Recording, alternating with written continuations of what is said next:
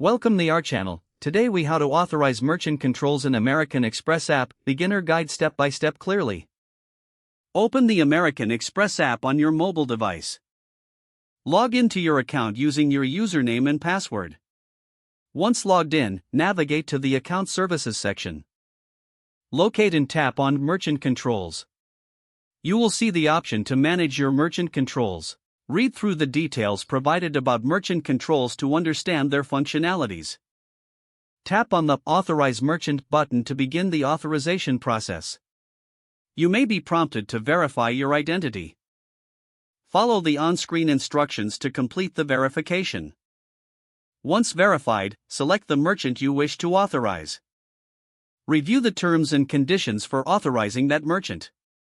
Check the box to agree to the terms and conditions. Tap on the Confirm button to proceed with the authorization. You will receive a notification confirming that the merchant has been successfully authorized. If you need to authorize additional merchants, repeat the process. To review your authorized merchants, go back to the Merchant Controls section. Here, you will find a list of all merchants you have authorized. If you wish to remove a merchant's authorization, select the merchant from the list. Tap on the Remove Authorization option. Confirm your choice to ensure the merchant is removed. Take a moment to explore other features in the Merchant Controls section for further customization. When you're finished, log out of your account for security. If the page does not load, refresh the browser or try again in a private or incognito window.